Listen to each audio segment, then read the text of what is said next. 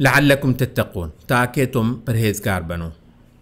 सादी कहते हैं ये हुई हिकमत रोज़े को मशरू ठहराने से अल्लाह ताला की, यानी परहेज़गार बनना।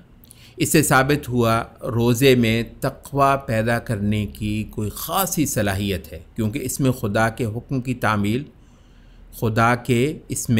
खुदा के हुक्म की तामील और उसके ममनुआ अम्र से रुकने की निहायत खूब मश्क कराई जाती है। रोज़े के अंदर नफ्स के लिए सबसे ज़्यादा मरगूब दो ही चीज़ें हैं, एक इसके शिकम की ज़रूरत, पेट की ज़रूरत, और एक इसकी शर्मगाह की शहवत।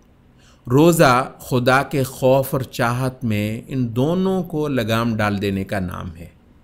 शिकम की तलब और शर्मगाह की शहवत दोनों को लगाम डाल देना। अमल रोज़ा बस ये है, शिकम की तलब और शर्मगाह की शहवत पूरा दिन इन ख्वाहिशात को दबाना और इस ज़रिए से खुदा की क़ुर्बत पाना। इस चीज़ में खुदा के अजर व सवाब पर निगाह लगा कर रखना और उस सवाब और खुदा की शाबाश के मुकाबले पर अपने जिस्म और नफ्स के फ़ौरी मुतालबे को मुस्तरद करते ही चले जाना, इसी का नाम तक़वा है।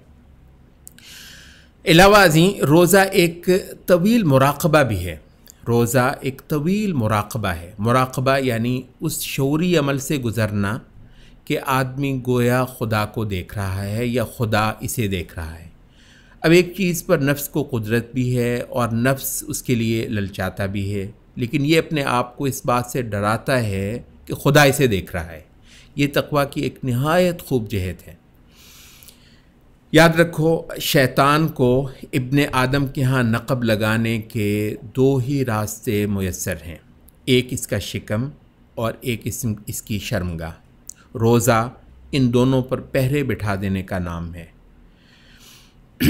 शिकम और शर्मगाह को कुछ देर के लिए उस चीज़ से भी रोक दिया जाता है जो आम हालात में इसके लिए मुकम्मल तौर पर हलाल है शरीयत में, यानी कुछ तवील साहतें ख्वाहिश नामी चीज़ को इसके हक़ में सिरे से मुअत्तल ठहरा देना और ऐन इस हाल में इसको खुदा की जानिब मुतवज्जे करना।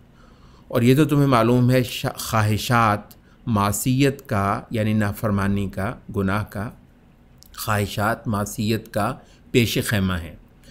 तो नेकियां इसके मुकाबले पर इताअत और अब्दियत का ज़रिया होंगी, यानी नफ्स के अंदर ममनुआ रास्तों को मसदूद कर देना और मतलूबा जहतों की जानिब नफ्स के रुझानात को ज़्यादा से ज़्यादा तहरीक देना।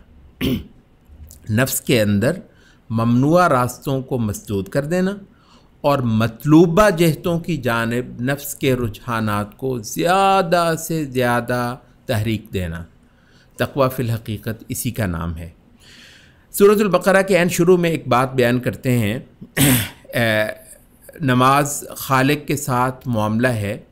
सूरतुल बक़रा के ऐन जहाँ शुरू होते हैं ना, लल्लज़ीना युक़ीमूनस्सलाता व युतूनज़्ज़कात, वहाँ बिलुमूम अस्हाबे इल्म एक बात करते हैं कि नमाज खालिक के साथ मामला है तो ज़कात मखलूक़ के साथ एहसान। गो हैं दोनों खालिक़ी की इबादत।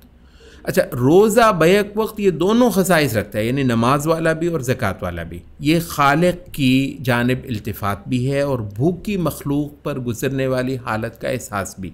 इसके नतीजे में जहाँ खुदा की चाहत और याद पैदा होती है, वहाँ मखलूक़ के साथ भुलाई का दाया भी जन्म लेता है। तक़वा अमलन इन्हीं दो जहतों पर पाया जाता है।